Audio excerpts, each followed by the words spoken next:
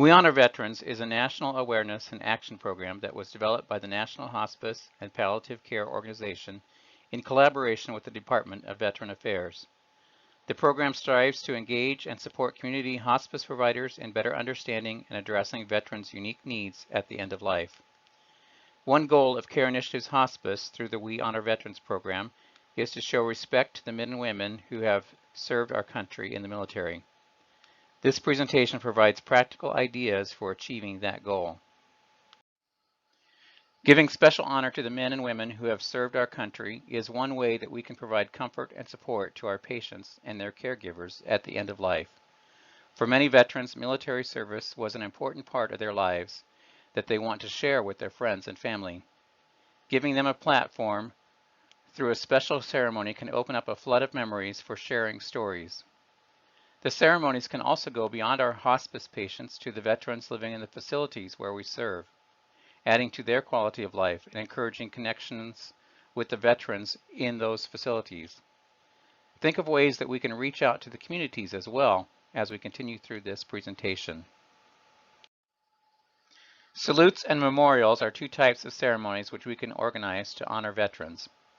A salute recognizes and pays tributes to the veterans for their service to our country. It also encourages veterans to share their personal experiences and stories.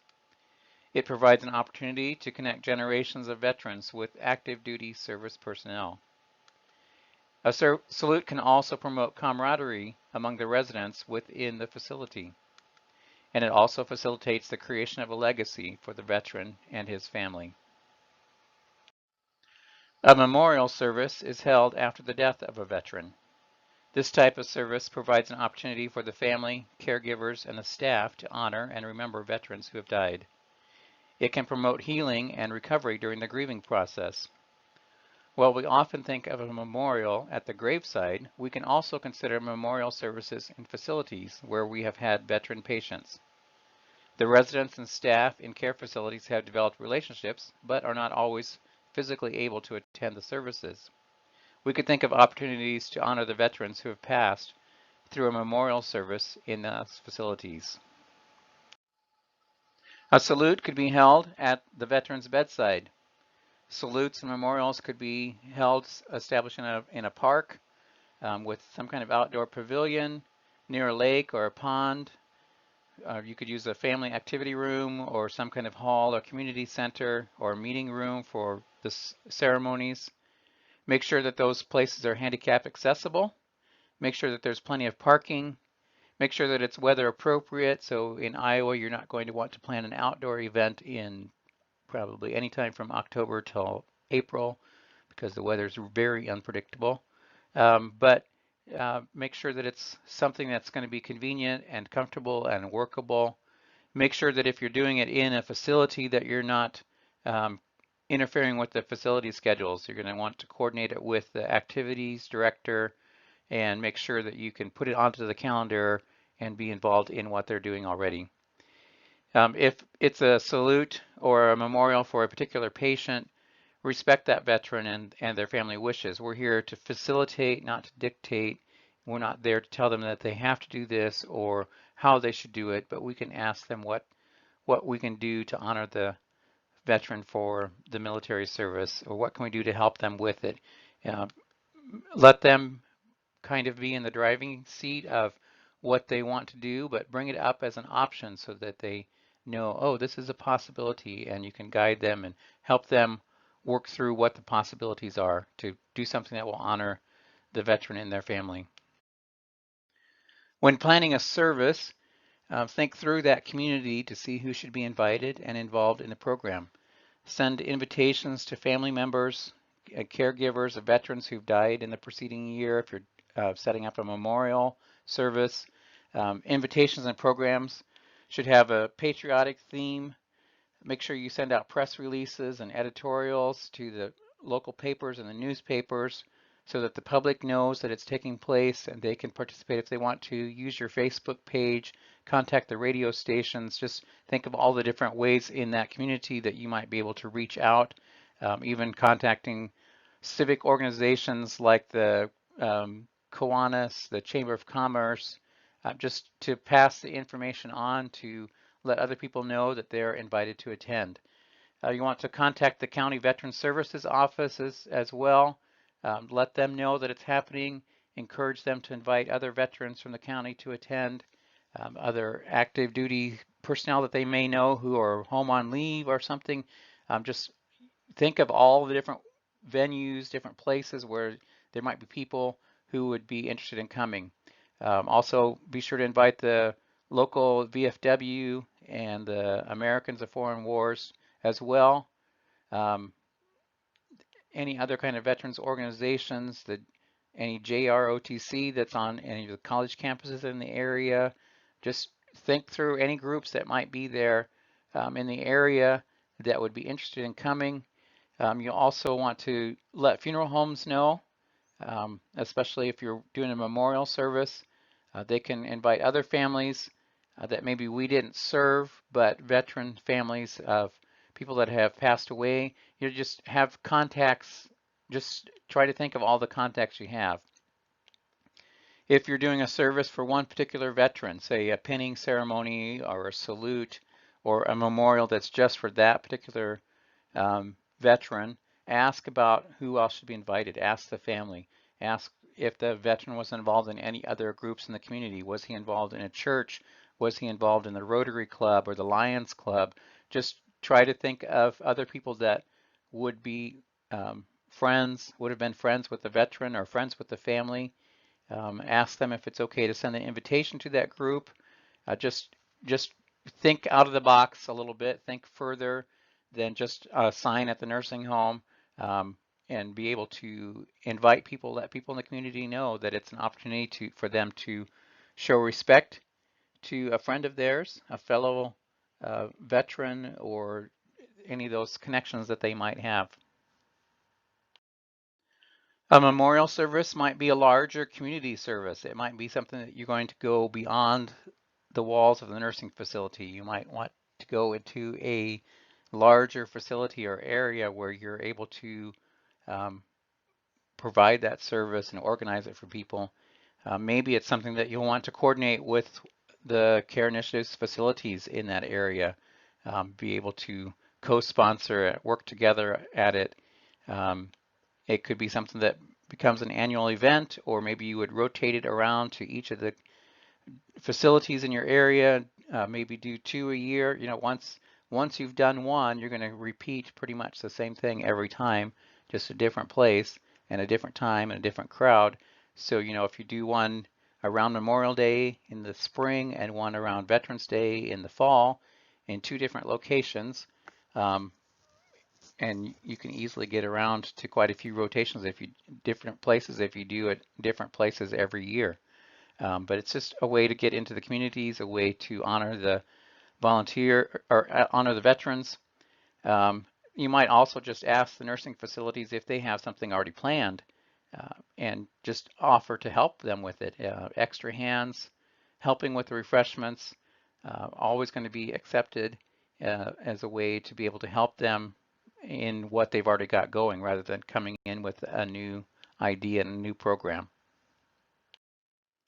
A veteran salute is an opportunity to honor the living veterans in our facilities, those who are under hospice care and those who might just be residents in the facilities where we are working.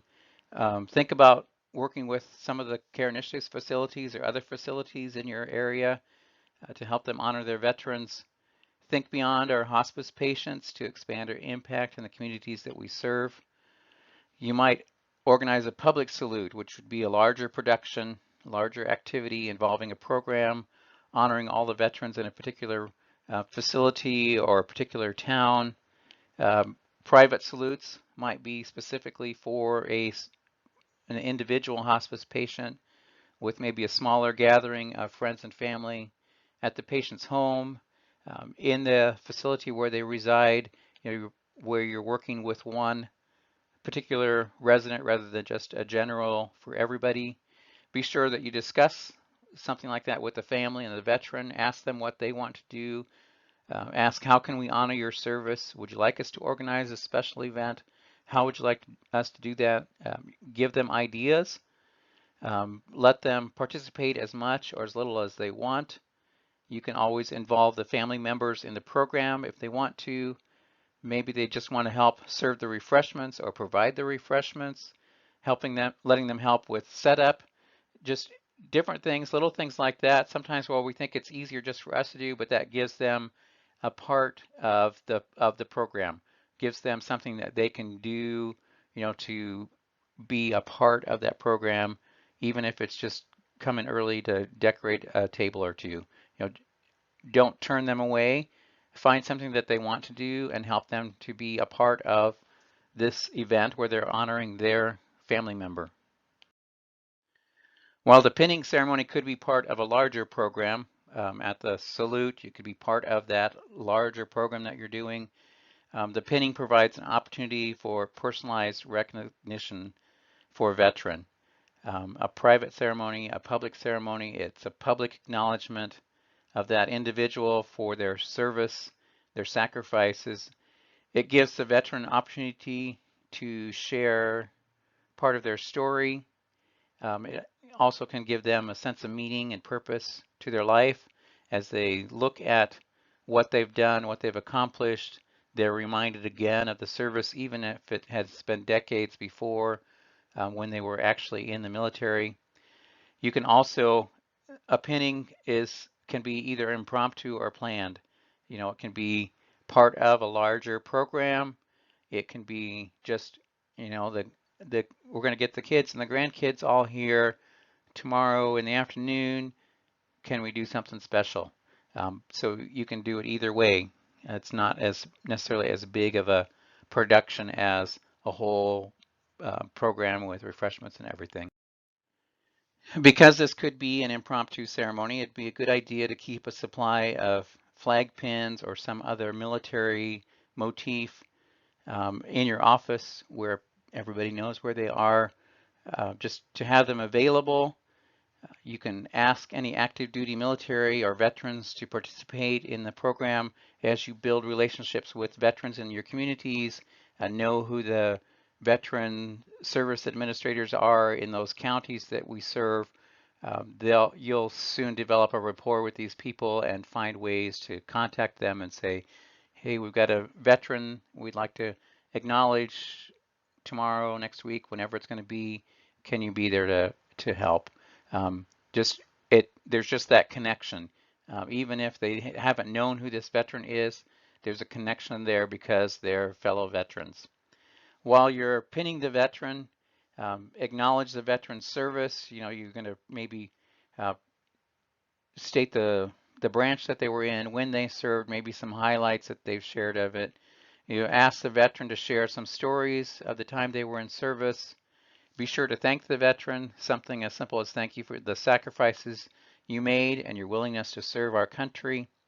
Uh, it can, there's not really a prescribed way to do any of this, so you can always make some things, make some ideas up, some adjustments to fit the particular situation, respecting what the family wants, what the veteran wants, make it focused on the veteran.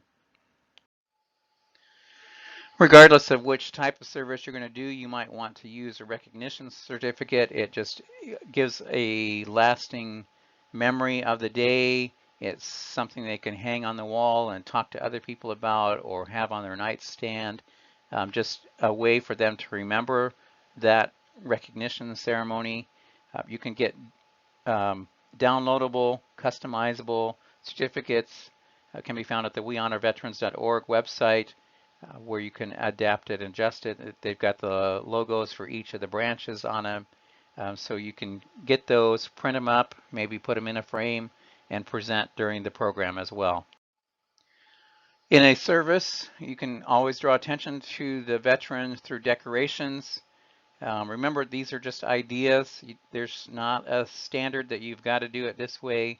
You can do a lot of different things depending on your creativity and time and what the veteran and the family wants to do, what the facility will let you do. But take some of these ideas, use them, apply your own creativity to them, help the families think through it, help the facilities think through it, and just try to walk alongside them and think of them and offer to help as well. Arrange a head table with a patriotic tablecloth. Use red, white, and blue accessories. Maybe the veteran and the family will want to bring in some pictures and articles of interest to create a personal display. If it's a memorial, maybe an encased trifold American flag behind the red, white, and blue candles, some silk flowers, greenery, or even live flowers. Just whatever you can do to make it pretty and memorable.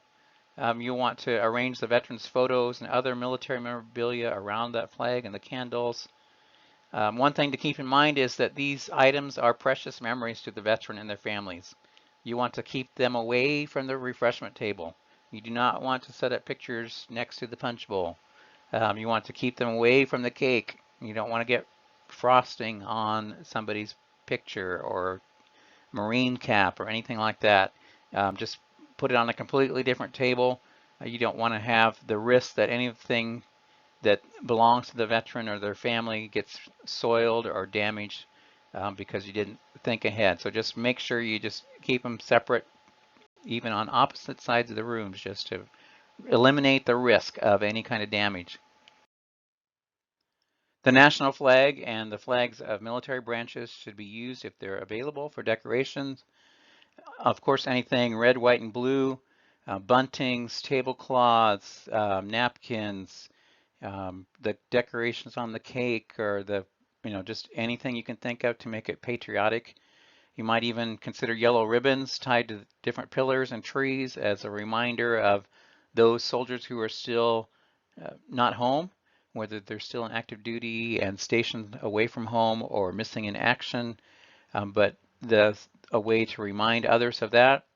You might use patriotic placemats, centerpieces, and also a missing man table that's pictured here. Could be set in a prominent place in the room. The items on the table carry significant symbolism, so be sure to look them up for the event. You see that the cup is upside down. There's a burning candle, a red rose with a red ribbon tied around it. There's a piece of lemon on the table, on the plate. Just there's symbolism behind it all, and taking time to explain the symbolism prior to a moment of silence for the missing soldiers could be a part of the ceremony that you've planned. Here are some ideas that you can use in your actual service, the program that you have planned. Arrange for some active duty military personnel to attend or maybe even to participate. You can find out them through the military bases in your area or the county VA director. Um, if you want, you let them participate in the program, have them present colors, have one lead in the pledge, or just do different parts that they would feel comfortable doing. You can also have our veteran volunteers involved if they want to wear the uniform, if they come to help escort guests, just to participate. If there's a connection between veterans with other veterans, and even if they're not from the same generation, from the same service branch, there's a connection there. So just having any of them present and participating, there's an understanding, there's a communication with them. It's a different culture and they're able to connect with one another. Again, if any of the veteran volunteers want to participate in the program, give them the opportunity. You can play patriotic music as the guests arrive. The veteran and the family might appreciate a guest book or a guest list, especially if they're expecting a larger crowd. It's always nice to be able to go back and go through the list and be reminded of the people who showed up for this special event. The program can start out with a welcome from either the administrator of the facility or the coordinator of the day, somebody who's there to get things moving and has been actively involved, usually somebody who's known by the veteran and the others at the event. If you can arrange for the VFW color guard or a junior ROTC or some cadet unit to be there to post the colors, that's an extra touch. But if you can't, even have a flag and say the Pledge of Allegiance to begin things. an opening prayer by the spiritual counselor, or maybe you've got a chaplain veteran in your group. Just think of who you have there and who you can use for different aspects of the program. Again, there's no set pattern for the service, but you want to make sure that it's planned well. And keep in mind that shorter is usually better. Keep it around 30 to 45 minutes. Any longer than that, people get antsy and tired and not paying attention anyway. Remember that the purpose is to honor the veteran, to give the veterans and their families an opportunity to build memories. It's not a time for political speeches or personal missions. It's a program to provide a platform for the veterans and their families. So some things you might want to include in your service. You don't have to do them all. Probably shouldn't do them all because you run out of time. An inspirational song, the national anthem, an inspirational reading, some words of reflection. Think of songs that people would be able to sing together, or special music if there's somebody in the family or another veteran, or a poem. You know, have a variety of things. There's no set pattern, and use the resources that you have available, whether it's things that you found on your own or other people who are involved, the family members or other veterans who are participating in the program. As far as recognizing the veteran during the service, you might read their names, a short bio. It's all going to depend on whether you're doing it for just the one veteran, or for a group of veterans, how much you're going to go into detail. You'll want to be able to have at this time, presenting the certificates, somebody who's appointed to do that, another veteran or an active duty personnel, if somebody's there, or somebody in the facility. Just think of somebody who can present it to the person, and then give the veteran an opportunity to share a story if they want to, of a memory or what they've done. Uh, you might want to plan that ahead of time. Ask the veteran or ask the family members, just because that way you know how many to expect, rather than just open it up to the floor and let anybody share a story. Again, there's no set rule, but you're going to kind of want to know a little bit ahead of time, what you're going to get involved in. And if the veteran wants to share a couple stories or whatever, you want to let them speak more than you want to just let the general public or other family members speak. But just make sure you have a little bit of a grip or an understanding of what's going on, to keep things moving. The program could be ended with a patriotic song, either something that everybody sings together again, or a special number, or just listen to a recording. A closing prayer by the spiritual counselor or somebody else who's involved in the program, and then invite them to refreshments.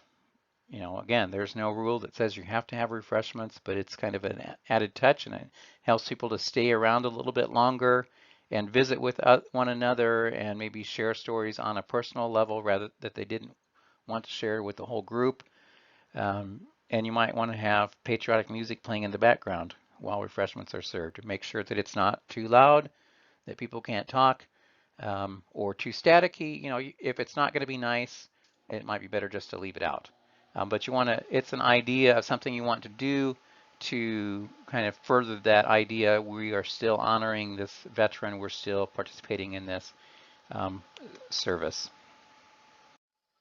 Another way to honor veterans, without a big program or anything, is just to encourage them to participate in the Veterans History Project. It's a project of the American Folklife Center of the Library of Congress. They collect, preserve, and make accessible the personal accounts of American war veterans so that future generations can hear directly from veterans and better understand the realities of war. So friends and families of veterans can gather interviews and items to submit to the project. That process can be helpful to the veteran in telling their stories. The family can be helped by hearing these stories and having a collection for future generations. So they're submitting these items, they're submitting pictures, they're not actually mailing pictures in, but a digital representation, so they can collect them themselves and keep them together in a spot and then submit it for other people. Students from 10th grade and up can be involved in this project as well. So if you've got somebody asking what they can do to help, or maybe we have some high school volunteers, you could introduce them to this project and say, hey, we've got a veteran over here. How'd you like to work on this project? Or maybe you know some students who are working on a project for an achievement award in a group that they're in, or homeschoolers who are looking for a history project, or somebody who's studying a particular period of history.